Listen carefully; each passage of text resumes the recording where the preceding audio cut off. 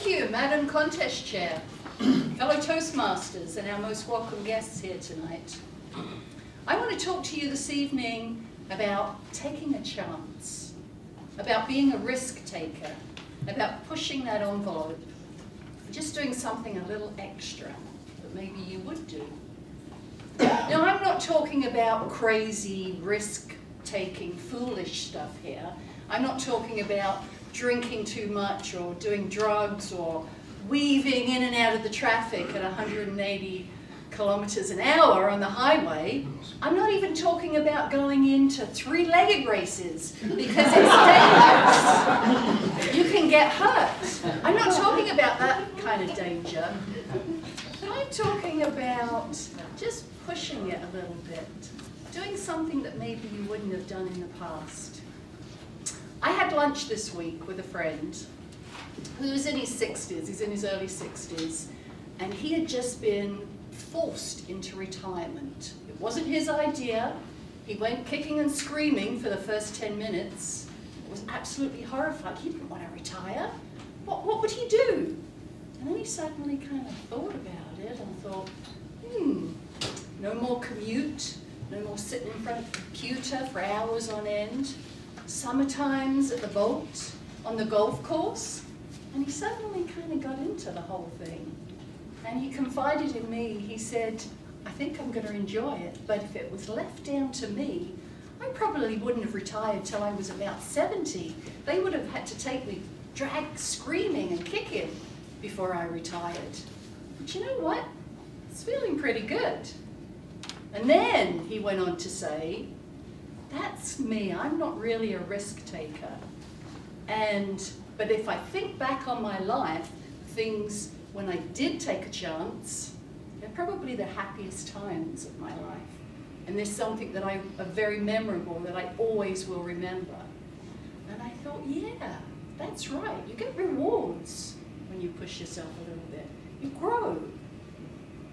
So that started to make me think a little bit about my life and in ways that I've tried to develop and push myself and do something just that little extra. And I'm also going to talk about the theatre because that's an area of my life that I feel that I've pushed myself. And I've been involved with the theatre as well. And I've done a few acting roles. I've kind of worked my way up. I started off with props, behind the scenes, did some assistant stage manager, set dressing, and then I got to do some acting. And it was fabulous.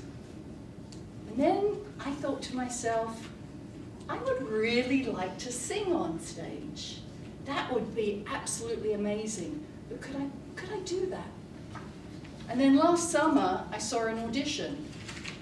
In Burlington, which is where I live, Fiddler on the Roof, which I absolutely love, the songs, it's classic. So I thought, yeah, I'm going to do this. I'm going to audition. I'm going to sing on the stage. So I did. Now you have to pick out your own music when you go for auditions. So I picked out my song, and I rehearsed that song every single day, in the shower, in the car, wherever I was. So I felt really rehearsed. I was ready for this. And then I walked into the theatre. Boy, is it lonely. You stand up on the stage, you're all alone up there. It's like American Idol. You've got the panel sitting in front of you, you've got the director and the choreographer and the producers, and you're on your own. And I tell you, I was nervous. I was really nervous, and I was so out of my comfort zone, I can't begin to explain. But I did it. I did it, I got through it, and I felt really pleased about it. And I walked away from that audition and I thought, you know, if I'm successful or if I'm not successful, I feel good. I feel really alive, I feel excited, and I feel very proud that I did it. And I didn't get too much feedback.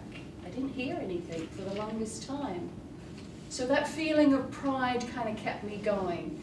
And I thought to myself, well, okay, I'll be more prepared the next time. A couple of months later, right out of the blue, in my email box, I receive a rehearsal schedule. I'm looking at this rehearsal schedule, but nobody's phoned me. What's going on here? So I called the producer. Oh yes, didn't anybody call you? Absolutely, you're in. We start rehearsals in September. I was thrilled. And it was such an amazing experience for me. I absolutely loved it. We rehearsed for 2 months. We did 18 performances on stage. It took up a lot of time from my life, from my everyday life. But what a fabulous experience it was. I absolutely enjoyed it and wouldn't have missed it. Wouldn't have missed it for the world. So here's the part in the speech that I talk about the turtle. Because you were probably wondering, well, where does the turtle come in? Why do you have to be a turtle? I'll tell you. You have to be a turtle because to move forward, you've got to stick your neck out. Madam Contest.